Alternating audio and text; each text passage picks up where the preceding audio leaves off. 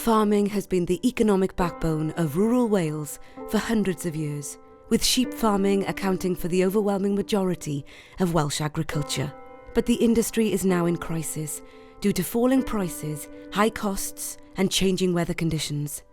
The Stevens family have been farming in Powys for 5 generations.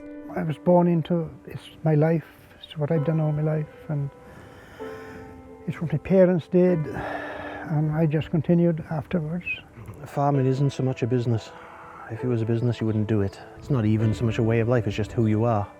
The cost of everything is going up: fertiliser, straw, feed, all going up, and prices we're getting paid are all going down. When 24-year-old Mark decided he wanted to take on the family farm, Kevin realised that they would have to diversify from traditional methods to survive. I was casting around trying to find a way for him to make a living, raise a family on a hill farm in mid-Wales. In 2007, Kevin read an article about Professor Trevor Walker, who was looking at ways to treat the symptoms of Alzheimer's after his friend's wife had been diagnosed.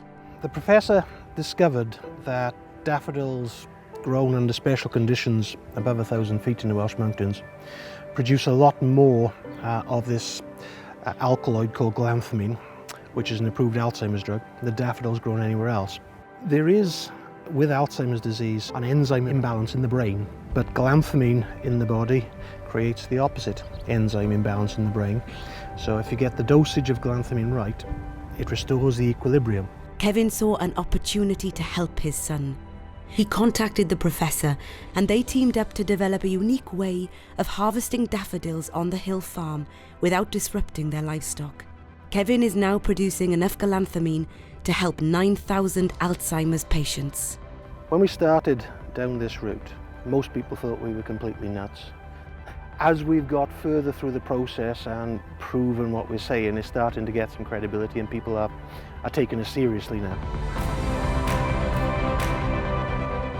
The way this project is shaping up, we will be able to produce Galanthamine on hill farms across Wales and beyond, which will have a significant positive impact on farm incomes, as well as producing Galanthamine for an Alzheimer's population that's desperately in need of it, and generating jobs for the people involved in the processing and production of the Galanthamine. We now have a commercial crop which should give him the opportunity to have a commercial future on this farm and allow him to raise his family and future generations.